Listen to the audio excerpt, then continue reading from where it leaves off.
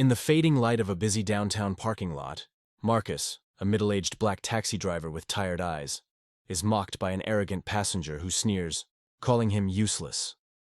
The words cut deeper than usual because they are thrown in front of strangers, each face turning away in quiet complicity. Marcus swallows his pride, gripping the steering wheel tighter, but the humiliation clings to him like a shadow. It's not the first time, but tonight it feels heavier, as if the world is determined to remind him of his place. The sun was dipping low, staining the skyline in shades of burnt orange and violet. The downtown parking lot buzzed with the usual chaos, cars honking, neon signs flickering to life, and hurried footsteps echoing against the cracked pavement. Marcus sat quietly in his taxi, hands resting on the steering wheel, the faint hum of the engine keeping him company. His eyes, worn and heavy, carried the weight of long shifts and longer nights. The back door slammed open. A man in a tailored gray suit stumbled out, his voice sharp and dripping with disdain. He tossed a crumpled bill onto the seat, not even glancing at Marcus. "You people, driving cabs your whole lives, useless, absolutely useless." The words sliced through the evening air, louder than the car horns, sharper than the city's noise. Marcus froze. He had heard insults before, the muttered slurs, the offhand remarks. But something about this moment was different. Maybe it was because the insult wasn't whispered. It was shouted, thrown into the open like garbage. People turned to look, a couple waiting for their rides, a young woman scrolling on her phone, even a man leaning against the diner wall. For a second, all their eyes met Marcus's, and then, one by one, they looked away. That silence hurt more than the insult itself. The suited man adjusted his tie, smirked, and walked off without a backward glance. His expensive shoes clicked confidently against the pavement, leaving Marcus sitting alone, humiliated, in the driver's seat of his own car. Marcus's grip tightened on the wheel until his knuckles turned pale. He wanted to shout, to remind the man that behind this taximeter was a life, a father, a veteran, a man who had sacrificed far more than this stranger could imagine.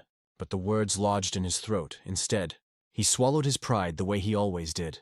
Quietly, silently, like the city expected him to. He glanced in the rearview mirror, catching his own reflection in the dim glow of the dashboard light. The tired eyes staring back seemed older tonight, almost defeated. The insult clung to him, heavier than the air he breathed. As the parking lot cleared, Marcus remained still, engine idling, headlights cutting through the growing night. The city around him moved on, indifferent, as if his dignity were disposable. A whisper of a thought crept into his mind. How many times can a man be called useless before he starts to believe it? But Marcus didn't let it stay. He straightened his posture, forced his breathing steady, and drove off into the city's glow. Because tomorrow, he knew, he'd have to get back behind that wheel, and no one could see the war he carried inside. The kitchen light flickered weakly, casting a dull, yellow glow across the room. The table was cluttered with unopened envelopes, the kind stamped with warnings in bold red letters. Marcus sat slouched in his chair, his calloused hands resting on the pile, as if pressing them down could make the weight of debt disappear. Across the table, his daughter Sarah sat with her chin propped against her hand, watching him silently. She was only 15, but her eyes carried the quiet wisdom of someone who had already seen too much.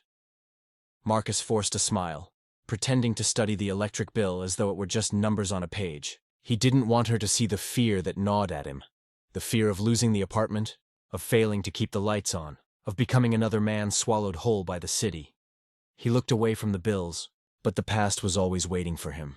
His mind drifted to the desert, endless nights under foreign skies, sand whipping against his skin, the sound of gunfire in the distance. He remembered Elijah, his closest friend, who never made it home. He remembered the medal pinned to his chest by a commander who shook his hand once and then forgot his name. They had called him a hero back then.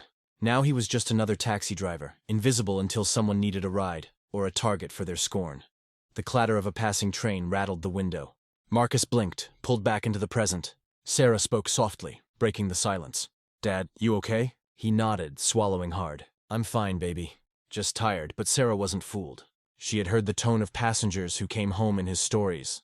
The ones who laughed too loudly, who refused to sit behind him, who made jokes about how guys like him always ended up driving cabs. She had seen him come home with his shoulders hunched lower each night. The truth was, Marcus had learned the art of silence. Drunk businessmen slurred insults into his rearview mirror. College kids left without paying. Strangers muttered slurs under their breath.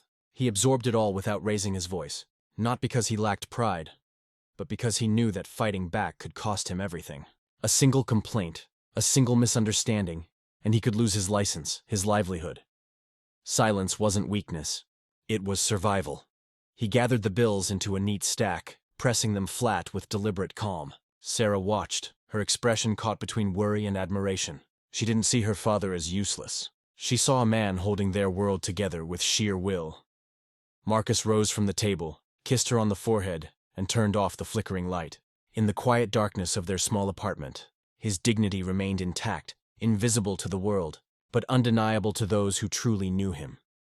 The morning air was crisp, filled with the faint scent of coffee drifting from the corner diner. Marcus leaned against his taxi, sipping from a styrofoam cup, his shoulders hunched against the chill. It was just another stop in a routine day, waiting for fares, keeping to himself, disappearing into the rhythm of survival.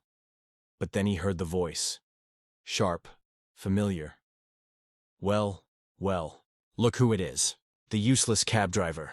The passenger from the night before strode across the sidewalk, his suit pressed sharp, his arrogance sharper. He carried himself like a man who owned the space, and he wanted everyone else to believe it too. Heads turned.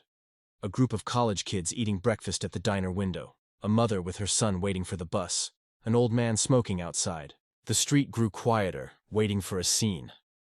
Marcus straightened slowly, but said nothing. The man smirked, circling him like a performer on a stage. What's it like, huh? Driving nobodies around all day, scraping tips? Guess you never aimed higher. His laughter rang out, loud and cruel, echoing off the diner's glass.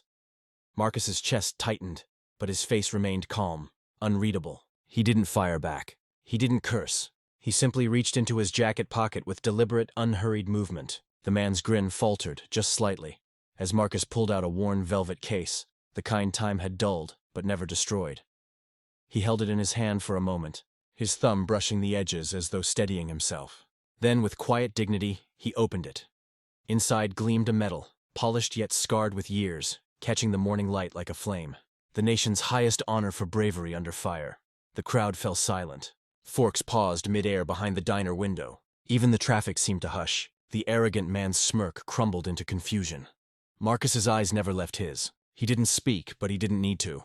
The metal spoke louder than words ever could. It told the story of a man who had crawled through burning rubble to pull his brothers from gunfire, of nights when death loomed so close he could feel its breath, of courage forged in silence, in sacrifice, in blood. This was the man they had called useless. The passenger stumbled, words caught in his throat. He glanced at the crowd, now watching him with disgust rather than admiration. His voice, once bold, shrank to nothing.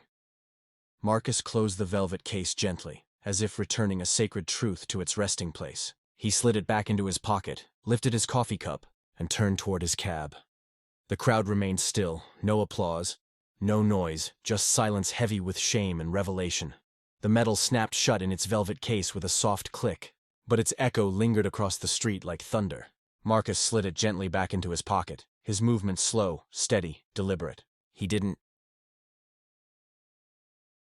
look around for approval, didn't seek the crowd's reaction. His silence was unshakable, stronger than any defense he could have spoken.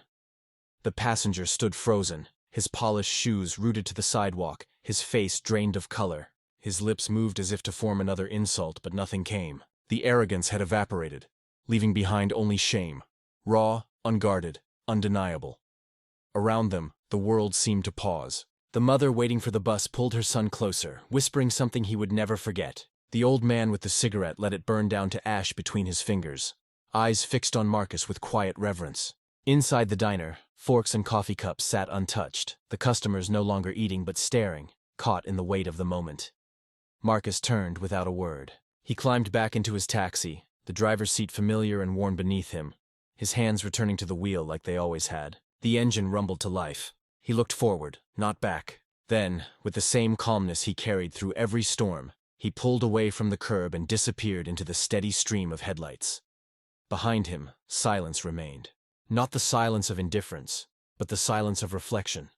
The kind that made people shift uncomfortably in their seats, questioning themselves. The passenger lowered his head, his tie suddenly too tight, his pride suddenly too heavy. For the first time, he wasn't the center of attention. The crowd's eyes no longer admired him. They judged him. He slipped into the diner, trying to escape the weight of stares that had turned cold. But shame is not something a man can walk away from. It follows. On the street, people slowly began to move again. The bus doors hissed open. The mother guided her son inside. The old man flicked away his cigarette. Yet none of them would forget what they had witnessed. A man dismissed as useless, carrying more honor in silence than his tormentor ever could in words. Marcus didn't need them to know his story. He didn't need their validation. He had already lived it. The deserts, the nights of sacrifice, the quiet resilience of driving strangers through a city that never saw him. His worth was not up for debate. As his taillights disappeared into the night, the unspoken truth settled heavy in the air. Courage does not always roar. Sometimes it sits quietly in the back of a taxi, carrying a medal no one sees.